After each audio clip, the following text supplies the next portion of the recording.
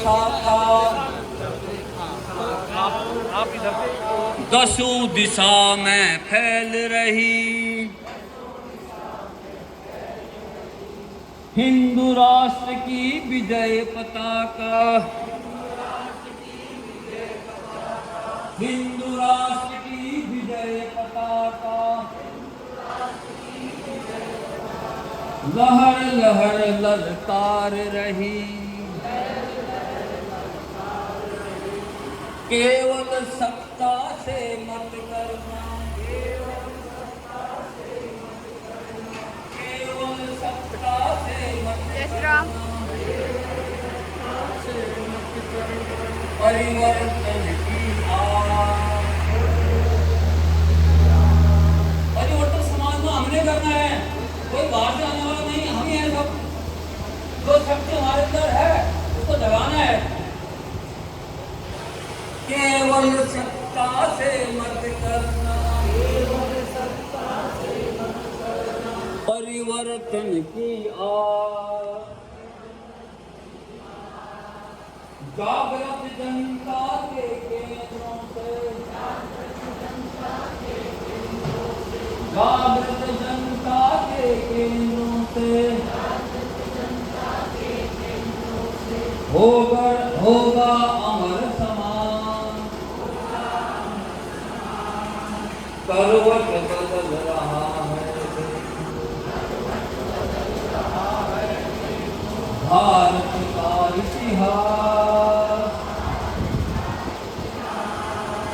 जाग उठा है हिंदू हृदय में,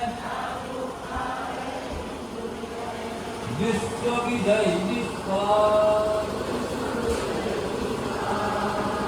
जाग उठा है हिंदू हृदय में, विश्व विजय विश्वास, करवट बदल रहा है देखो,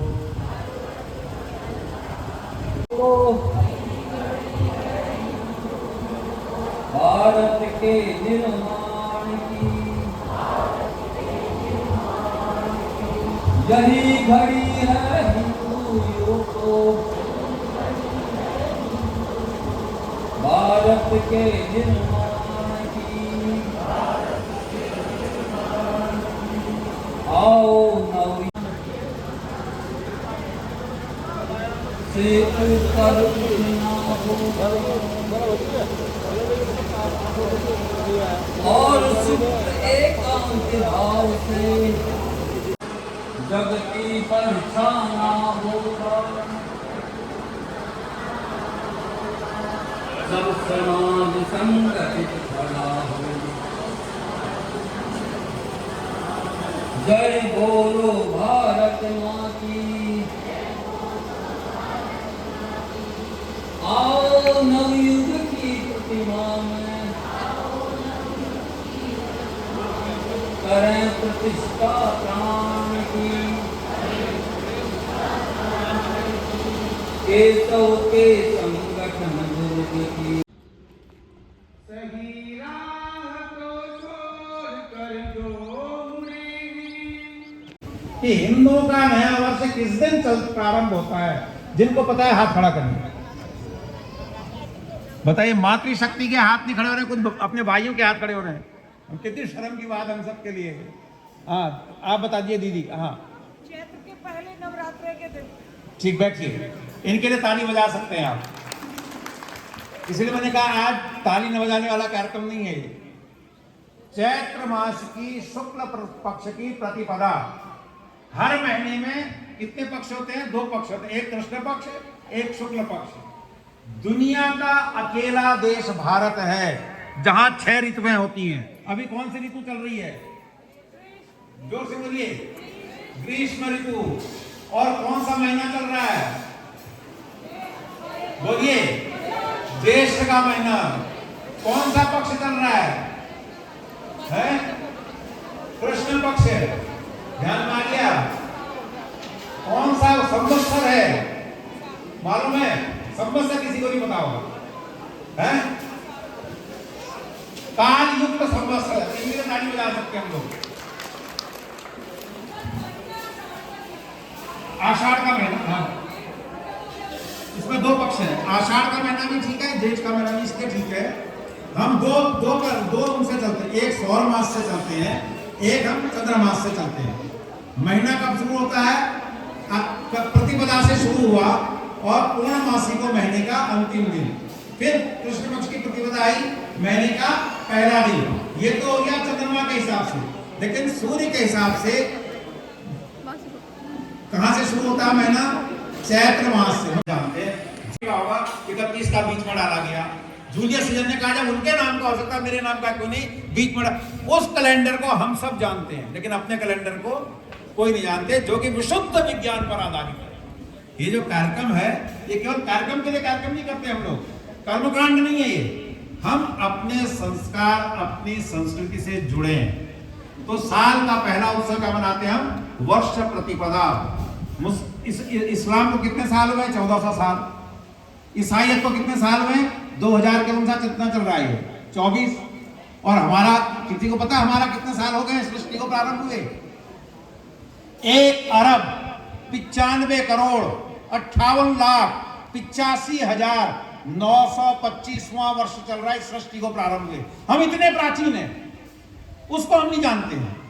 तो उसको हम जाने, उसके लिए कार्यक्रमों की योजना रखना है।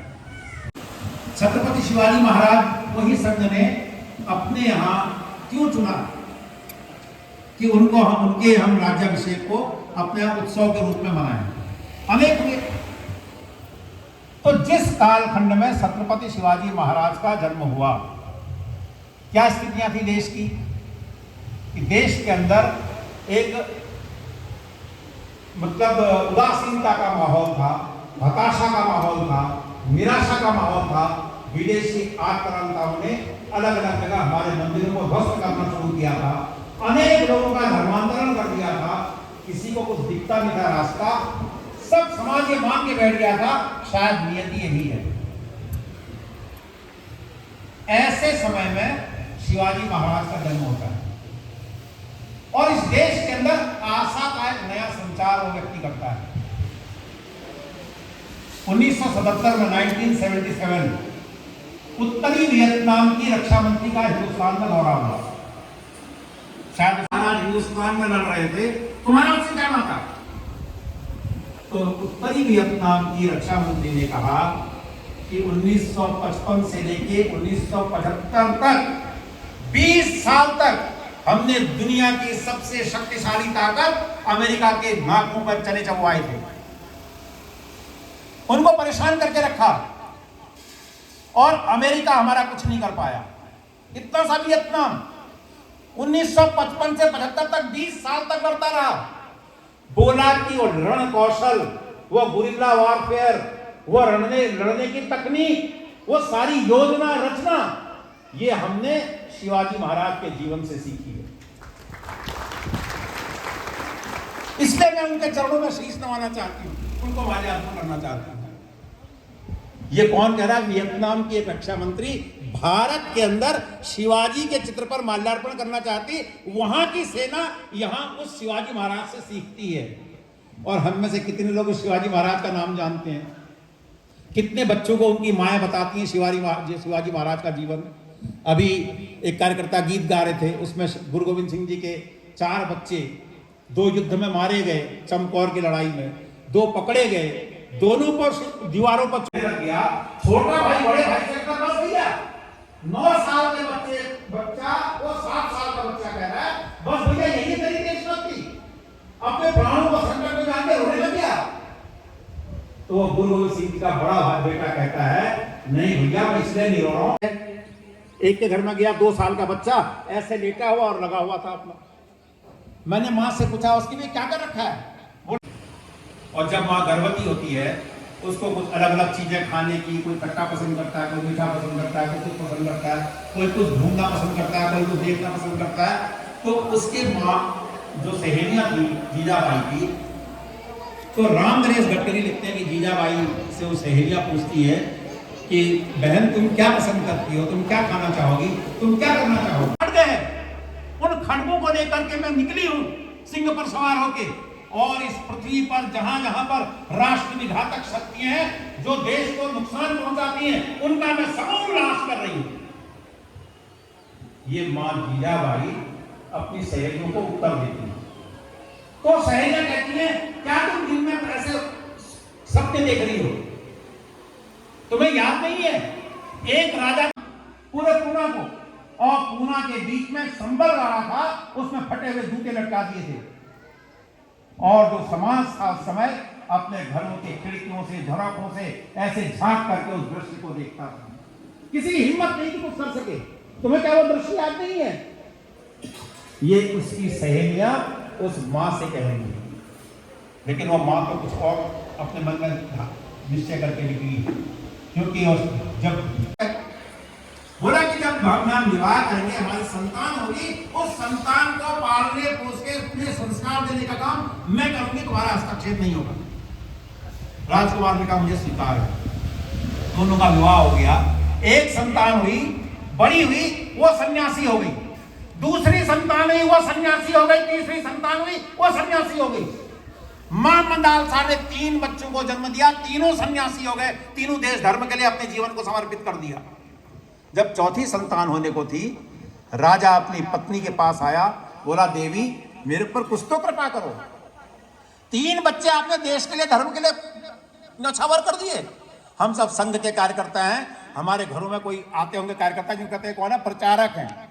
मालूम है प्रचारक माने क्या होता है? हमारे देहात के उत्तराखंड प्रांत के काम डॉक्टर शैलेंद्र, उनके भाई पीसीएस टॉपर उत्तर प्रदेश के, इसमें गाजियाबाद डेवलपमेंट अथॉरिटी के सेक्रेटरी हैं। एक भाई लखनऊ में, चलो डिस्टर्ब नहीं करने दो उसको। मैं बचपन से वो संस्कार देने का काम अपने बच्चों की करूंगी, क्योंकि राष्ट्र की आवश्यकता है।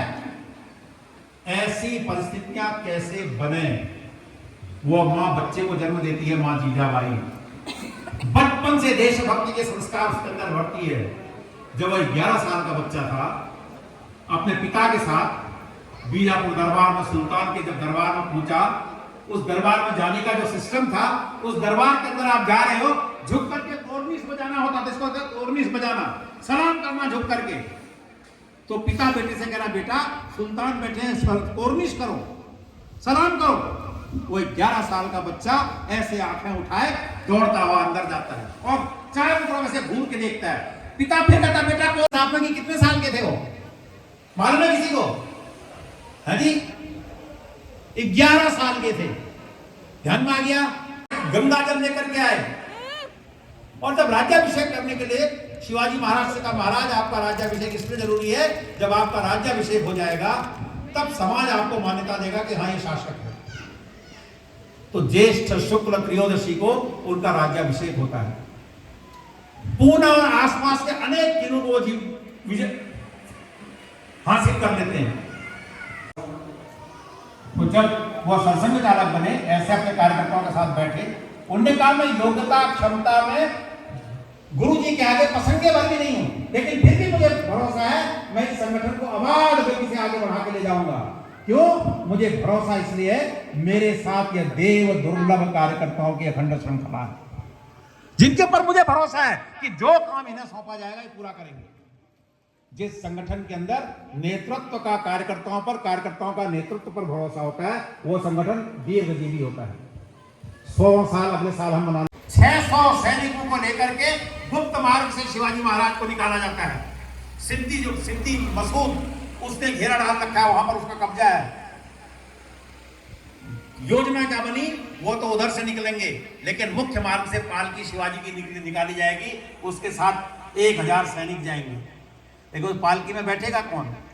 शिवाजी का एक नाई था जो उनकी हजामत बनाता था, उसका नाम भी शिवा था। शिवा को बुलाया गया, हो गई, देश का हिस्सा ही कट गया। अपनी संस्कृति को बचाने के लिए 5 बिंदु अगले साल संघ के 100 वर्ष पूरे हो रहे हैं, जिन पर हम सब काम कर रहे हैं। उन 5 बिंदुओं की चर्चा करके मैं अपनी वाणी को विराम दूंगा। मैं कुमाऊं का रहने वाला हूं, हम गढ़वाल में बैठे हुए हैं।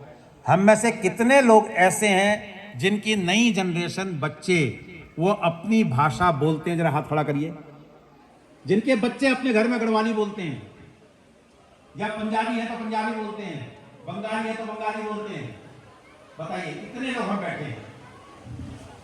तो पहला है अपनी भाषा। जो समाज अपनी भाषा को जीवित रखता है उस समाज को कभी कोई परास्त नहीं कर सकता। हम अपनी भाषा भूल रहे हैं, इसका मतलब हम अपनी सांस्कृतिक विरासत से दूर जा रहे हैं। अपनी G20 हुआ ना भारत में, दुनिया के देशों के लोग आए। यह दुनिया के लिए एक आश्चर्य था कि दुनिया के किसी भी देश में अगर दो देशों का मिलन हो रहा है, उसमें बोतल ना हो, अलग अलग वैरायटीज ना हो, खाने में नॉनवेज ना हो, ये कोई कल्पना कर सकता है क्या दुनिया के किसी देश के अंदर? भवन, जिस घर में हम रहते हैं, हम किसी के घर में जाते हैं, देखते ही मुझे मेरे मन में भाव आता है ये हिंदू का घर है। उसमें बाहर तुलसी का पौधा लगा है, उसमें अल्पना बनी है, शाम को दीपक जलता है, घर में देवी देवताओं के चित्र हैं, मंदिर में घंटी सुनाई पड़ती है, मंदिर में आरती होती है घर के अंदर। और जब मैं उनके घर के अंदर जाता हूँ, बैठता हूँ, IMA के सामने से गुजरता हूँ, जिन गुरु गोविंद सिंह जी महाराज का भी एक गुरु गोविंद सिंह जी महाराज के ऊपर कभी पूरा चर्चा की जा सकती है। गुरु तेग बहादुर जी की हम लोगों ने 400वीं जयंती मनाई थी, अनेक स्थानों पर कार्यक्रम हुआ, उनके जीवन पर बोलने का अवसर मिला। तो जब वहां से निकलते हैं, गुरु गोविंद सिंह जी महाराज का एक स्लोगन वहां लगा है, किसी ने देखा क्या? हाथ खड़ा करिए जिसने देखा हो। जी भाई साहब, क्या लगा है? दे ही शिवा वर मोहि है, शुभ कर्म न ते कबहु न डरो। न डरो। गांव परिवार कैसे बनेगा? हम सब हिंदू हैं। मैंने शुरू में ही वेद व्यास जी का नाम लिया, व्यास पूर्णिमा। वेद व्यास जी ने वेद लिखे, वेद व्यास जी ने पुराण लिखे। नारद जी ने वेद व्यास से पूछा कि भाई आपने 18 पुराण लिखे, यहाँ भी हमारे गांव में भागवत कथा होती है, आसपास के गांव के लोग आते हैं सुनने के लिए, इतना बड़ा यहाँ पर ग्राउंड है, यहाँ पर व्यास जी बैठते हैं, सब जनता। दूसरा, अदिति के दैत्यों के लिए, अदिति के देवता हेमेटिक कहलाए,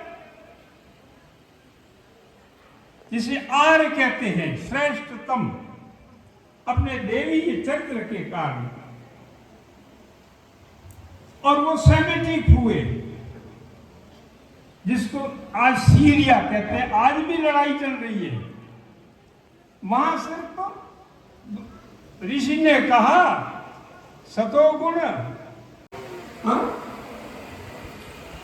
वो सारा का सारा इलाका उनको दे दिया, कोई व्यवस्था नहीं थी, सिर्फ अपराध अपराध अपराध। और कहते ये कैसा धर्म? उसमें पंडित ने कह दिया कि कैसा धर्म, मेरी इच्छा नहीं और जबरदस्ती, गुंडई से जबरदस्ती। ये धर्म किस तरह का धर्म? ये धर्म नहीं है, ये अधर्म है। यहाँ विवेक नहीं है, नैतिकता नहीं है, मौलिक दर्शन नहीं है और सत्यता भी नहीं है। आज भी आप देख रहे हो, मेरे अंदाज से 2000 साल से यूरोप के पास में सारी दुनिया की शक्तियों का राज रहा। क्या औरों को जीने का हक नहीं है? जो है गुलाम बना दो, लूट लो, फलाना कर दो, ये कर दो। भारतीयता में ऐसा नहीं है। हमारा समय